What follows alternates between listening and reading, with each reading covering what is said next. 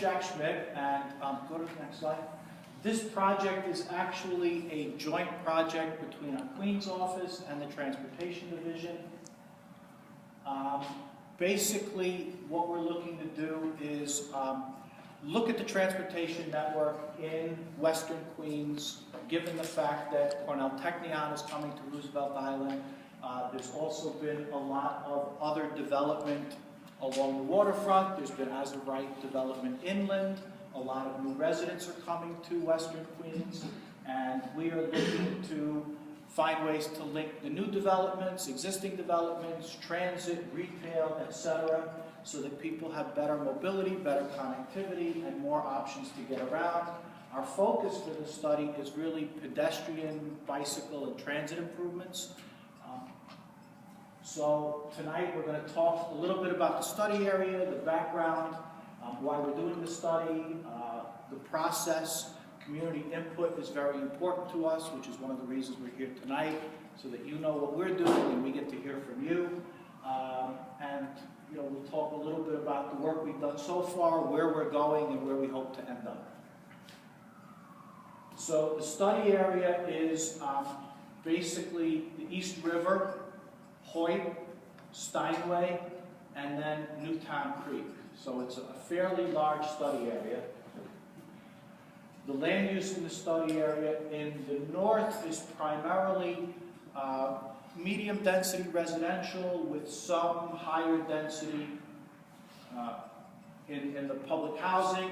As you move south, there's a lot more industrial and mixed use that characterizes the land use. New development coming to the area. Hallett's Point will be almost 2,700 units. Astoria Cove is 1,700 units. Cornell Technion, which would be on this island, is 1.8 million square feet of building space, which includes dormitories. Thank God that wasn't my fault. Silver Cup West is another 1,000 units. And you weren't in review session either. You're right. Queens West, 4,800 units. Hunters Point South is 5,000 units. And the Vernon Boulevard rezoning will be another 350 units. This is not being done in a vacuum. There's other work that's been done before. So this particular study area was a study area for the Queens, East River, and North Shore Greenway. The East River part of the Greenway has largely been implemented.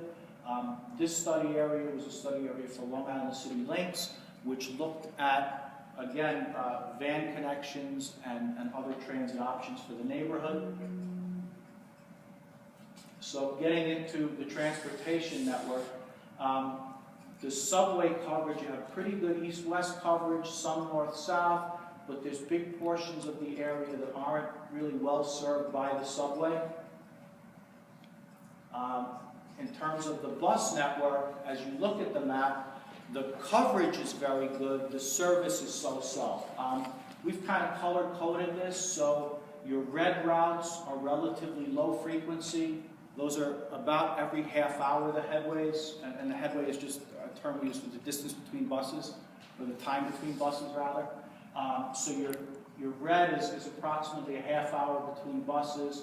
Your kind of the yellowish color, which is all through here, that's your 15 minutes between buses, and you have two, the 62 and the 18 that have really good frequency. Those are about every 8 minutes or so. So, as I said, the takeaway from this slide is you have great bus coverage, mediocre service. You could have better frequency. Next slide. Also looking at the bicycle network. Again, Vernon was just kind of added to the network. You have a pair here north-south, a pair here north-south. Then you have east-west. But again, big gaps in the network that kind of need to be filled in. The other thing we wanted to look at was kind of where are all of the commercial uses. So this kind of gives you a sense of where all of the retail is located in relation to the bike network and how people can get around. So in terms of the issues, basically, what we're concerning ourselves with are the access to residential uses, and that would be, new uses like what's going to happen in Howard's Point and Hunter's Point, and then the as-of-right stuff that's occurring, in the inland areas as well. Obviously, access to Roosevelt Island is important. The Roosevelt Island Bridge, which I actually came across tonight for the first time, I would confess, and parked in your lovely parking garage. So we're going to be seeking to find better ways for bicycles and pedestrians to access the island as well. In terms of the bicycle network, there are definite improvements that can be made that build on some of the existing work that's taken place already. Obviously, we'd like to have better connections across the Roosevelt Island Bridge. We'd like to provide better connections to some of the subway stations, the retail areas, etc. In terms of the pedestrian network, we're looking at things like faded or missing crosswalks, sidewalks that are kind of crumbling or non-existent, ponding. Someone told me, we took this picture 2 days after a rainstorm and were surprised that there was still ponding there. And one of the groups that we were out visiting with said, well, at this particular location, there's always water there. It doesn't matter when it last rained. So we found that interesting. On-street parking is a big issue. A lot of the new developments are providing off-street parking, but obviously that costs money, so people would rather park on-street where it's free, and this leads to very high utilization of the on-street parking, so we'll be taking a look at those issues. Transit, again, this gives you a sense, just to put stuff in context. So the green dots are parks and cultural establishments, the blue dots are grocery stores and pharmacies, and the red dots are schools and libraries. So that kind of gives you a sense of what's where. I think if you go to the next slide, nope, all right, sorry about that. At one point we had the transit network kind of superimposed over this, so you got a sense of where the buses went, where the subways went in relation to all of this stuff. But somebody switched up the slides on me. Signage.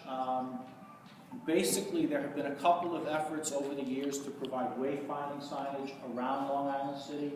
You can kind of see it here on Vernon Boulevard. There's a bicycle direction sign again on Vernon.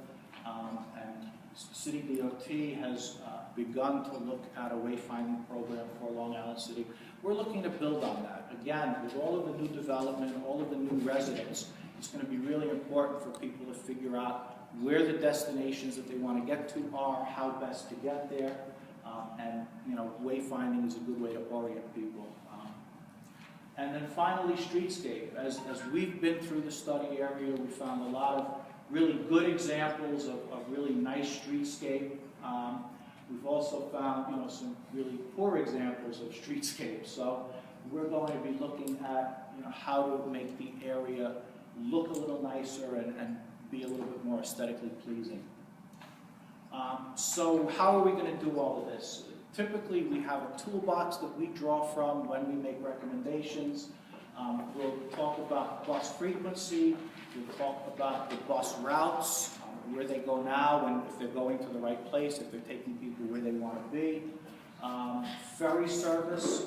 We'll talk about improvements to the bicycle network, pedestrian improvements, intersection improvements, and that could be a broad range of things. It could be things like signal time and safety improvements, curb extensions. We already mentioned the wayfinding signage, lighting in areas where it's not as well lit as it could be, parking and other curb regulations, as well as signal timing, which I already mentioned. Those recommendations will typically fall into one of two categories. They'll be short-term, and these are typically things that don't cost a lot of money, are very easily implemented, what we call quick wins.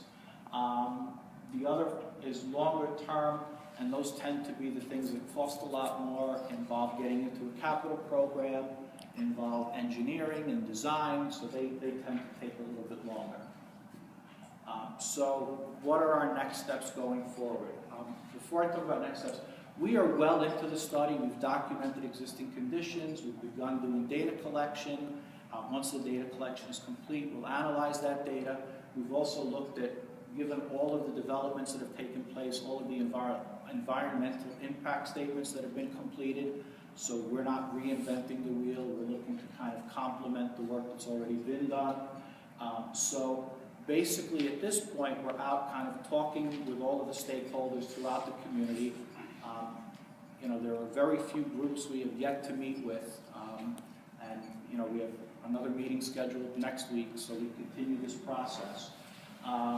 As I said, the background data research has mostly been done, the analysis is underway, we have some ideas for preliminary recommendations, but they'll have to be borne out by the analysis. So we're still a little ways off, and our goal is to wrap up this effort sometime late next spring.